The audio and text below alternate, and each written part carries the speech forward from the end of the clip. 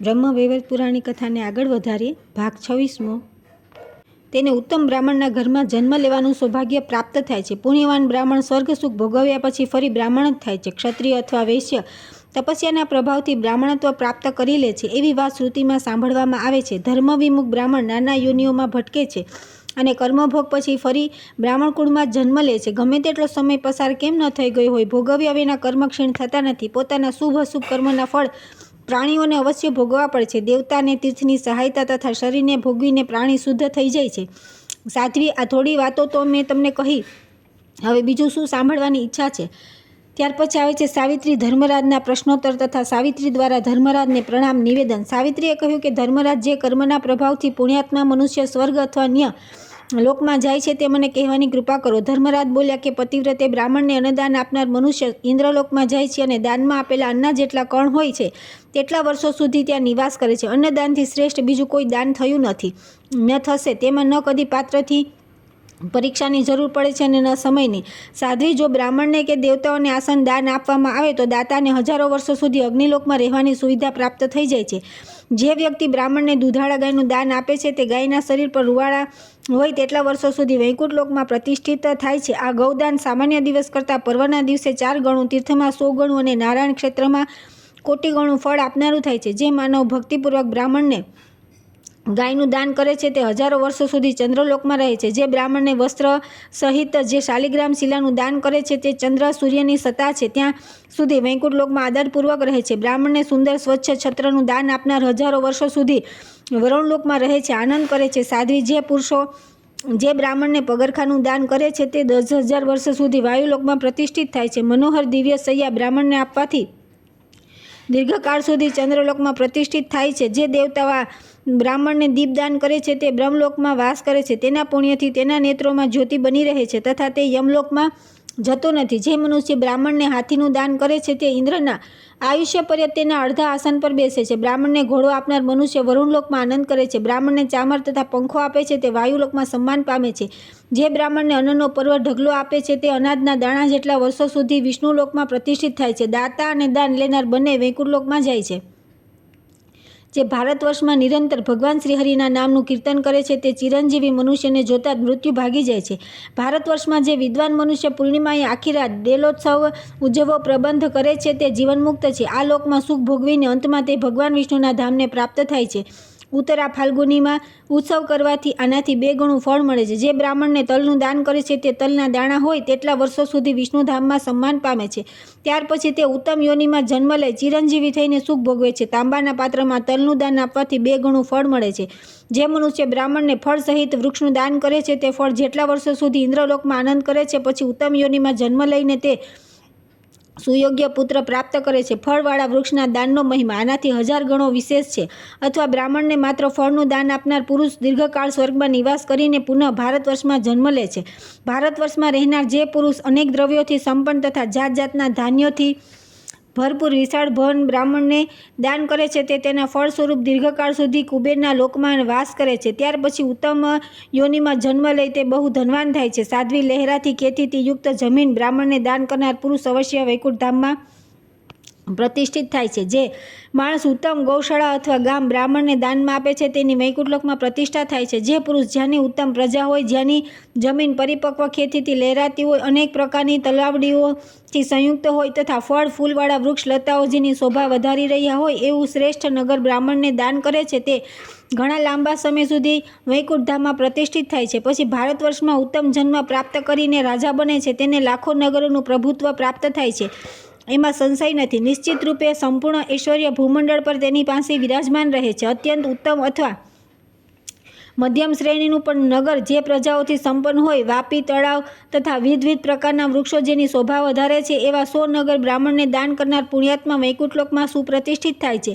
જેમ ઇન્દ્ર સંપૂર્ણ ઐશ્વર્યથી સંપન્ન થાય સ્વર્ગલોકમાં શોભી રહ્યો છે તેવી જ ભૂમંડળ પર તે પુરુષની શોભા થાય છે. દીર્ઘકાળ સુધી તે પૃથ્વીનું સામ્રાજ્ય ભોગવે છે. પોતાનો સંપૂર્ણ અધિકાર બ્રાહ્મણને આપનાર પુરુષ 4 ગણા ફળનો ભાગી થાય છે, એમાં સંશય નથી. પતિવ્રતે જે પુરુષ બ્રાહ્મણને જંબુદ્વીપનું દાન કરે છે તેને 100 ગણું ફળ અવશ્ય મળે છે. જે 7 દ્વીપોનું પૃથ્વીનું દાન કરનાર સમસ્ત તપસ્યાઓમાં સંલગ્ન સંપૂર્ણ ઉપવાસ વ્રતના પાલક, સર્વસ્વનું દાન કરનારા તથા સંપૂર્ણ સિદ્ધિઓના પારંગત તથા શ્રીહરિના ભક્ત છે તેમને પુનઃ સંસારમાં જન્મ ધારણ કરવો પડતો નથી. તેમની સામે અસંખ્ય બ્રહ્માઓનું પતન થઈ જાય છે, પરંતુ તેઓ શ્રીહરિના ગોલોક અથવા વૈકુંઠ ધામમાં નિવાસ કરતા રહે છે. વિષ્ણુ મંત્રની ઉપાસના કરવાવાળા પુરુષ પોતાના માનવ શરીરનો ત્યાગ કર્યા પછી જન્મ મૃત્યુ અને જરાથી રહિત દિવ્ય રૂપ ધારણ કરીને શ્રીહરિનું સારૂપ્ય પ્રાપ્ત કરી તેમની સેવામાં સંલગ્ન થઈ જાય છે. દેવતા, સિદ્ધ અને અખિલ વિશ્વ આ બધા સમયાનુસાર નષ્ટ થઈ જાય છે, પરંતુ શ્રી કૃષ્ણ ભક્તોનો કદી નાશ થતો નથી. જન્મ મૃત્યુ અને વૃદ્ધાવસ્થા તેમની નિકટ જઈ શકતી નથી. જે પુરુષ કાર્તક માસમાં શ્રીહરિને તુલસી અર્પણ કરે છે તે તેના પાંદડાની સંખ્યા જેટલા યુગો સુધી ભગવાનના ધામમાં વિરાજમાન થાય છે. પછી ઉત્તમ કુળમાં તેનો જન્મ થાય છે અને નિશ્ચિત રૂપે તેના મનમાં ભગવાનની ભક્તિ ઉત્પન્ન થાય છે. તે સુખી અને ચિરંજીવી થાય છે. જે કાર્તક મહિનામાં શ્રીહરિને ઘીનો દીવો અર્પણ કરે છે તે જેટલી પણ દીપક બળે છે તેટલા વર્ષો સુધી હરિધામમાં આનંદ ભોગવે છે. પછી જ્યાં જન્મ થાય ત્યાં ભગવાન વિષ્ણુની ભક્તિ પ્રાપ્ત કરે છે. અતિ ધનવાન નેત્રની જ્યોતિથી યુક્ત તથા તેજસ્વી થાય છે. જે પુરુષ માઘમાં અરુણોદયના સમયે પ્રયાગની ગંગામાં સ્નાન કરે છે તેને દીર્ઘકાળ સુધી ભગવાન શ્રીહરિના મંદિરમાં આનંદ લાભ કરવાનો સુઅવસર મળે છે. પછી તે ઉત્તમ યોનિમાં આવીને ભગવાન શ્રીહરિની ભક્તિ અને મંત્ર પ્રાપ્ત કરે છે અને તે જીતેન્દ્રિય થાય છે. પુનઃ યથાસમય માનવ શરીરનો ત્યાગ કરીને ભગવાનના ધામમાં જાય છે. ત્યાંથી ફરી પૃથ્વી પર આવવાની સ્થિતિ તેની સામે આવતી નથી. તે ભગવાનનું સારૂપ્ય પ્રાપ્ત કરીને તેમની જ સેવામાં સદા લીન રહે છે. ગંગામાં સર્વદા સ્નાન કરનાર પુરુષ સૂર્યની જેમ પૃથ્વી પર પવિત્ર માનવામાં આવે છે. તેને ડગલે ડગલે અશ્વમેઘ યજ્ઞનું ફળ પ્રાપ્ત થાય છે. તેની ચરણ રથથી પૃથ્વી પવિત્ર થઈ જાય છે. તે વૈકુંઠલોકમાં સુખપૂર્વક નિવાસ કરે છે. તેવા તેજસ્વી પુરુષને જીવનમુક્ત કરવો જોઈએ. સંપૂર્ણ તપસ્વી તેનો આદર કરે છે. જે પુરુષ મીન અને કર્કના મધ્યના સમયમાં સુવાસિત જળનું દાન કરે છે તે વૈકુંઠમાં આનંદ ભોગવે છે. પછી ઉત્તમ યોનિમાં જન્મ લઈને રૂપવાન, સુખી, શિવભક્ત, તેજસ્વી અને વેદાંગનો પરગામી વિદ્વાન થાય છે. વૈશાખ માસમાં બ્રાહ્મણને સત્તુ દાન કરનાર પુરુષ સત્તુકર્ણ જેટલા વર્ષો સુધી વિષ્ણુ મંદિરમાં પ્રતિષ્ઠિત થાય છે. ભારત વર્ષમાં રહેનારા જે પ્રાણી શ્રી કૃષ્ણ જન્માષ્ટમીનું વ્રત કરે છે તે 100 જન્મોના પાપોથી મુક્ત થઈ જાય છે. તે દીર્ઘકાળ સુધી વૈકુંઠ ધામમાં આનંદ ભોગવે છે. પછી ઉત્તમ યોનિમાં જન્મ લેવાથી તેને ભગવાન શ્રીહરિ પ્રત્યે ભક્તિ ઉત્પન્ન થઈ જાય છે એ નિશ્ચિત છે. જે શિવરાત્રિનું વ્રત કરે છે તે દીર્ઘકાળ સુધી શિવલોકમાં પ્રતિષ્ઠિત થાય છે. જે શિવરાત્રિના દિવસે ભગવાન શંકરને બીલીપત્ર ચડાવે છે તે બીલીના પાનની સંખ્યા બરાબર યુગો સુધી કૈલાસમાં વાસ કરે છે. ફરી શ્રેષ્ઠ યોનિમાં જન્મ લઈ ભગવાન શિવનો પરમ ભક્ત થાય છે. વિદ્યા, પુત્ર, સંપત્તિ, પ્રજા અને ભૂમિ આ બધા તેના માટે સુલભ રહે છે. જે વ્રતી પુરુષ ચૈત્ર અથવા માઘ માસમાં ભગવાન શંકરની પૂજા કરે છે અને તેમની સામે નૃત્ય કરે તે ભલે 1 માસ, અડધો માસ, 10 દિવસ, 7 કે 2 છેવટે 1 દિવસ આવું કરે તો પણ તેને દિવસની સંખ્યા જેટલા યુગો સુધી ભગવાન શિવના લોકમાં પ્રતિષ્ઠા પ્રાપ્ત થાય છે. સાધ્વી જે મનુષ્ય રામનવમીનું વ્રત કરે છે તે 7 મન્વંતરો સુધી વિષ્ણુધામમાં આનંદનો અનુભવ કરે છે. પછી પોતાની યોનિમાં આવીને રામની ભક્તિ કરે છે અને જીતેન્દ્રિય શિરોમણી થાય છે.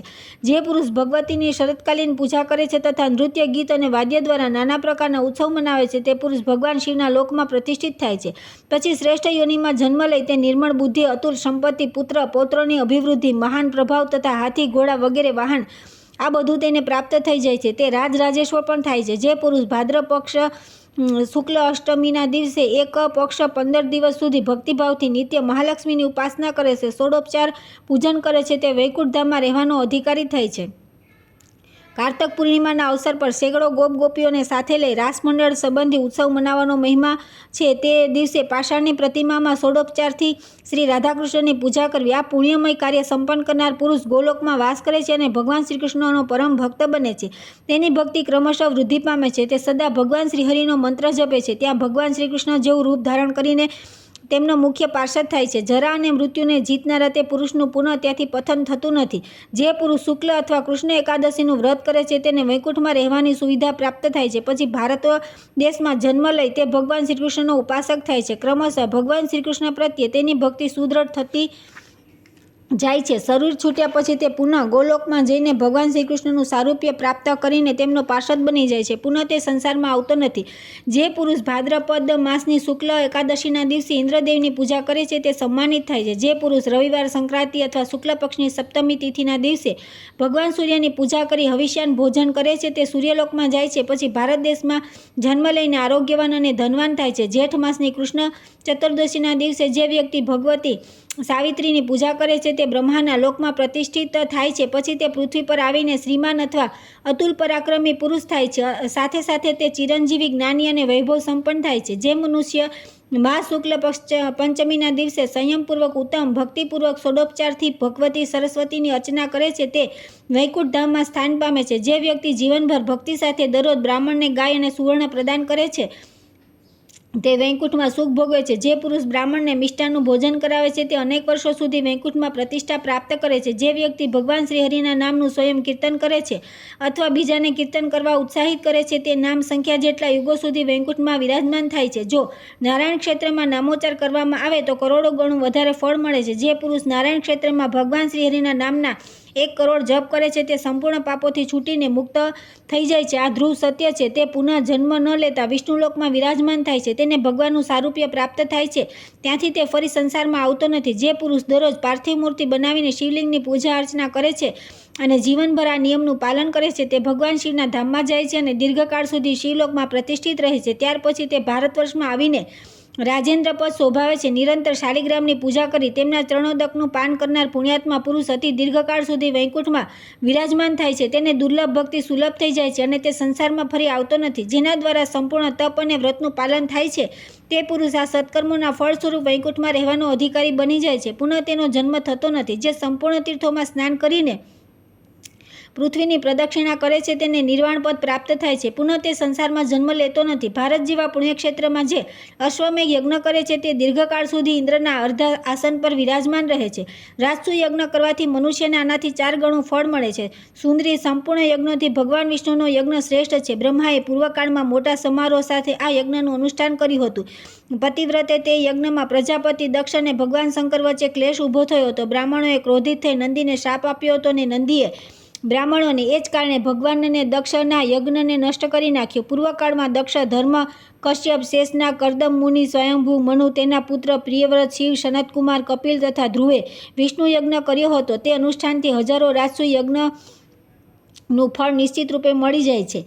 તે પુરુષ એ અનેક કલ્પો સુધી જીવન ધારણ કરનાર તથા જીવન મુક્ત થઈ જાય છે. ભામિની જે પ્રમાણે દેવતાઓમાં વિષ્ણુ, વૈષ્ણવોમાં શિવ, શાસ્ત્રોમાં વેદ, વર્ણોમાં બ્રાહ્મણ, તીર્થોમાં ગંગા, પુણ્યાત્મા, પુરુષોમાં વૈષ્ણવ, વ્રતોમાં એકાદશી, પુષ્પોમાં તુલસી, નક્ષત્રોમાં ચંદ્રમા, પક્ષીઓમાં ગરુડ, સ્ત્રીઓમાં ભગવતી, મૂળ પ્રકૃતિ રાધા, આધારોમાં પૃથ્વી, ચંચળ સ્વભાવની ઇન્દ્રિયોમાં મન, પ્રજાપતિઓમાં બ્રહ્મા, પ્રજેશ્વરોમાં પ્રજાપતિ, વનોમાં વૃંદાવન, ખંડોમાં ભારતવર્ષ, શ્રીમાનોમાં લક્ષ્મી, વિદ્વાનોમાં સરસ્વતી, પતિવ્રતાઓમાં ભગવતી, દુર્ગા અને સૌભાગ્યવતી શ્રીકૃષ્ણ પત્નીઓમાં શ્રી રાધા સર્વોપરી માનવામાં આવે છે. તે જ પ્રમાણે બધા યજ્ઞોમાં વિષ્ણુ યજ્ઞ શ્રેષ્ઠ માનવામાં આવે છે. સંપૂર્ણ તીર્થોનું સ્નાન, સંપૂર્ણ યજ્ઞોની દીક્ષા તથા વ્રતો અને તપસ્યાઓ અને 4 વેદોના પાઠનું તથા પૃથ્વીની પ્રદક્ષિણાનું ફળ અંતમાં એ જ છે કે ભગવાન શ્રીકૃષ્ણની મુક્તિપ્રદ સેવા સુલભ થાય. પુરાણો, વેદો અને ઇતિહાસમાં સર્વત્ર શ્રીકૃષ્ણના ચરણકમળોની અર્ચનાને સારભૂત માનવામાં આવે છે. ભગવાનના સ્વરૂપનું વર્ણન, તેમનું ધ્યાન, તેમના ગુણોનું નામ અને કીર્તન, સ્તોત્રનો પાઠ, નમસ્કાર, જપ, એમનું ચરણોદક અને નૈવેદ્ય ગ્રહણ કરવું આ નિત્યનું પરમ કર્તવ્ય છે. સાધ્વી આને જ બધા ચાહે છે અને સર્વસંમતિથી આ જ સિદ્ધ પણ છે. વત્સે હવે તમે પ્રકૃતિથી પર તથા પ્રાકૃત ગુણોથી રહિત પરબ્રહ્મ શ્રીકૃષ્ણની નિરંતર ઉપાસના કરો. હું તમારા પતિદેવને પાછા આપી દઉં છું. તમને લઈને સુખપૂર્વક પોતાના ઘરે જાઓ. મનુષ્યનો આ મંગલમય કર્મ વિપાક મેં તમને સંભળાવી દીધો. આ પ્રસંગ સર્વનું અભિષ્ટ, સર્વસંમત તથા તત્વજ્ઞાન પ્રદાન કરનારો છે. ભગવાન નારાયણ કહે છે કે નારદ ધર્મરાજના મુખથી ઉપરના વચન સાંભળી સાવિત્રીની આંખોમાં અશ્રાશ્રુ વહેવા લાગ્યા. તેના શરીરમાં રોમાંચ થઈ ગયો. તેણે ફરી ધર્મરાજને કહ્યું. સાવિત્રી બોલી, ધર્મરાજ, વેદવેતાઓમાં શ્રેષ્ઠ પ્રભુ, હું કઈ વિધિથી પ્રકૃતિથી પણ પર ભગવાન શ્રીકૃષ્ણની આરાધના કરું એ કહો. ભગવાન, હું આપના મુખેથી મનુષ્યના મનોહર શુભ કર્મના ફળ સાંભળી ચૂકી. હવે તમે મને અશુભ કર્મની ફળની વ્યાખ્યા સંભળાવવાની કૃપા કરો. બ્રહ્મણ સતી સાવિત્રી આ પ્રમાણે કહી ભક્તિથી અતિ નમ્ર થઈ વેદોક્ત સ્તુતિનો પાઠ કરી ધર્મરાજની સ્તુતિ કરવા લાગી. સાવિત્રીએ કહ્યું કે પ્રાચીન કાળની વાત છે. મહાભાગ સૂર્ય ભગવાને તપસ્યા દ્વારા ધર્મની આરાધના કરી. ત્યારે ધર્મના અંશભૂત જેમને પુત્રરૂપે પ્રાપ્ત કર્યા તે ભગવાન ધર્મરાજને હું પ્રણામ કરું છું. જે સર્વના સાક્ષી છે, જેઓ પ્રાણી માત્રના માટે સમ છે તથા જેમનું નામ શમન છે, તે ભગવાન શમનને હું પ્રણામ કરું છું. જે કર્મના રૂપ કાળના સહયોગથી વિશ્વના સંપૂર્ણ પ્રાણીઓનો અંત કરે છે, તે ભગવાન કૃતાંતને હું પ્રણામ કરું છું. જે પાપીઓને શુદ્ધ કરવા માટે દંડ આપવા માટે જ હાથમાં દંડ ધારણ કરે છે તથા જેઓ સમસ્ત કર્મોના ઉપદેશક છે, તે ભગવાન દંડધરને હું પ્રણામ કરું છું. જેઓ વિશ્વના સંપૂર્ણ પ્રાણીઓનું તથા તેમના આયુષ્યની નિરંતર ગણના કરતા રહે છે, તેમને ગતિ રોકવી અતિ કઠણ છે. તે ભગવાન કાળને હું પ્રણામ કરું છું, જેઓ તપસ્વી, ધર્માત્મા, સંયમી, જીતેન્દ્રિય અને જીવોને કર્મફળ આપવા તત્પર છે. તે ભગવાન યમને હું પ્રણામ કરું છું, જે પોતાના આત્મામાં રમણ કરવાવાળા સર્વજ્ઞ પુણ્યાત્મા પુરુષોના મિત્ર અને પાપીઓ માટે કષ્ટપ્રદ છે. તે પુણ્યમિત્ર નામે પ્રસિદ્ધ ભગવાન ધર્મરાજને હું પ્રણામ કરું છું, જેમનો જન્મ બ્રહ્માજીના વંશમાં થયેલો તથા જેઓ બ્રહ્મતેજથી સદા પ્રજ્વલિત રહે છે તથા જેઓ સતત પરબ્રહ્મનું ધ્યાન ધરતા રહે છે. તેથી બ્રહ્મવર્ષી ધર્મરાજને મારા પ્રણામ છે. મુનિએ આ પ્રમાણે પ્રાર્થના કરી સાવિત્રીએ ધર્મરાજને પ્રણામ કર્યા. ત્યારે ધર્મરાજે સાવિત્રીને વિષ્ણુ ભજન તથા કર્મફળનો વિષય કહ્યો. જે મનુષ્ય પ્રાતઃકાળે ઉઠી નિરંતર આ યમાષ્ટકનો પાઠ કરે છે, તેને યમરાજથી ભય રહેતો નથી અને તેના તમામ પાપો નષ્ટ થઈ જાય છે. જો મહાન પાપી વ્યક્તિ પણ ભક્તિ સંપન્ન થઈ નિરંતર આનો પાઠ કરે છે, તો યમરાજ પોતાના કાવ્યુથી નિશ્ચિત તેની શુદ્ધિ કરી દે છે. ત્યાર પછી આવે છે નરકુંડો અને તેમાં જ્વાળા, પાપીઓ તથા પાપોનું વર્ણન. ભગવાન નારાયણ કહે છે કે નારદ રવિનંદન ધર્મરાજે સાવિત્રીને વિધિપૂર્વક વિષ્ણુનો મહામંત્ર આપીને અશુભ કર્મનો વિપાક કહેવાનો આરંભ કર્યો. ધર્મરાજ કહે છે, પતિવ્રતે માનવ શુભ કર્મના ફળથી નરકમાં જઈ શકતો નથી. નરકમાં જવાના કારણ છે અશુભ કર્મોનું ફળ. તેથી હવે હું અશુભ કર્મોનું ફળ બતાવું છું, સાંભળો. નાના પ્રકારના સ્વર્ગ છે. પ્રાણી પોતાના કર્મના પ્રભાવથી તો સ્વર્ગમાં જાય છે. નરકોમાં જવા કોઈ ઈચ્છતું નથી, પરંતુ અશુભ કર્મો તેને નરકમાં જવા વિવશ કરી દે છે. નરકોના નાના પ્રકારના કુંડ છે. જુદા જુદા પુરાણના ભેદથી એમના નામોમાં પણ ભેદ થઈ ગયા છે. આ બધા કુંડ બહુ જ વિસ્તૃત છે. પાપીઓને દુઃખ ભોગ કરાવો એ જ એ કુંડોનું પ્રયોજન છે. વચ્ચે આ ભયંકર કુંડ અત્યંત ભયભીત કરનારા તથા નિંદિત છે. એમાં 86 કુંડ તો પ્રખ્યાત છે, જે સંયમીની પુરીમાં છે. એ સિવાય થોડા અપ્રસિદ્ધ પણ છે. સાધ્વી, તે પ્રસિદ્ધ કુંડોના નામ કહું છું, સાંભળો. વહિની કુંડ, તપ્તકુંડ, ભયાનક ક્ષારકુંડ, વીટકુંડ, મૂત્રકુંડ, દુસસ, શ્લેમશકુંડ, ગરકુંડ, દૂષિકા કુંડ, વસાકુંડ, શુક્રુકુંડ, અશ્રુકુંડ, કુત્સિક અશ્રુકુંડ, ગાત્રમલકુંડ, કર્ણવીટકુંડ, મજ્જાકુંડ, માસુકુંડ, દુસ્તર, નખુકુંડ, લોમકુંડ, કેશકુંડ, દુઃખદ અસ્થિકુંડ, તામ્રકુંડ, મહાન દુઃખદાયક, પ્રપ્તલોહકુંડ, તીક્ષ્ણ કંટકકુંડ, વિઘ્નપ્રદ, વિષકુંડ, ધર્મકુંડ, તપ્તસુરાકુંડ, પ્રતપ્ત તેલકુંડ, દુર્વહંદક કુંડ, કૃમિકુંડ, પુયકુંડ, દુરંતર સર્પકુંડ, મશકુંડ, દશકુંડ, ભયંકર લકુંડ, વજ્રદંષ્ટ કુંડ, વૃશ્ચિકુંડ, સરકુંડ, શૂલકુંડ, ભયંકર ખડકકુંડ, ગોલકુંડ, નક્રકુંડ, શોકાસ્પદ કાકકુંડ, સંચાલકકુંડ, બાજકુંડ, દુસ્તર, વંધુકુંડ, તત્પષાણ કુંડ, તીક્ષ્ણ પાષાણ કુંડ, લાલાકુંડ, મસીકુંડ, સુદારુણ ચર્ણકુંડ, ચક્રકુંડ, વજ્રકુંડ, અત્યંત દુઃસહ કર્મકુંડ, જ્વાલાકુંડ, ભસ્મકુંડ, પૃથિકુંડ, તપ્ત સુર્મીકુંડ, અસીપત્રકુંડ, ક્ષુરધારકુંડ, સૂચિમુખકુંડ, ગોધામુખકુંડ, નક્રમુખકુંડ, ગજદંશકુંડ, ગોમુખકુંડ તથા કુંભીપા, કાલસૂત્ર, અવટોદ, અરુંતદ, પાશુભોજ, પાશવેશ, શૂલપ્રોત, પ્રકંપન, ઉલ્કામુખ, અંધકૂપ, વેધન, દતાંડ, ઝાલબંધન, દેહચૂર્ણ, દલન, શોષણ, કર, સર્પમુખ, જ્વાલમુખ, જીંભ, ધુમાંધ તથા નાગવેષ્ટન કુંડ છે. સાવિત્રી, આ બધા કુંડ પાપીઓને યાતના આપવા માટે બનાવેલા છે. 10 લાખ કિંકરો સદા આમની દેખરેખમાં રહે છે. તે કિંકરોના હાથમાં 10 દંડ, શૂળ અને પાસ હોય છે. તે ભયંકર અને મદાભિમાની કિંકરો હાથમાં ગદા અને શક્તિ પણ રાખે છે. તેમનામાં દયાનો છાંટો હોતો નથી. તેમને કોઈ રોકી પણ શકતું નથી. તે તેજસ્વી અને નિર્ભય અનુચરોને તાંબા જેવી લાલ આંખો, થોડી થોડી પીળા રંગની છે. યોગ સિદ્ધિ સંપન્ન હોવાના કારણે તેઓ નાના પ્રકારના રૂપ ધારણ કરી લે છે. મૃત્યુનો સમય ઉપસ્થિત થતાં સમસ્ત પાપી જીવોને તે સ્વયં દેખાય છે. શિવ, દેવી, સૂર્ય અને ગણપતિના ઉપાસક તથા પોતાના કર્મોમાં તત્પર રહેનાર સિદ્ધ અને યોગી પુરુષોને પોતાના પુણ્ય પ્રભાવથી તેમની સામે જવું પડતું નથી. જે પોતાના ધર્મમાં સદા તત્પર રહે છે, જેમનું હૃદય વિશાળ છે તથા જે પૂર્ણ સ્વતંત્ર છે, તેમને સ્વપ્નમાં ક્યાંય પણ ઈષ્ટદેવના દર્શન પ્રાપ્ત થઈ શક્યા છે. એવા વૈષ્ણવ પુરુષોને તે બલવાન અને નિશંક યમ કિંકર દેખાતા નથી.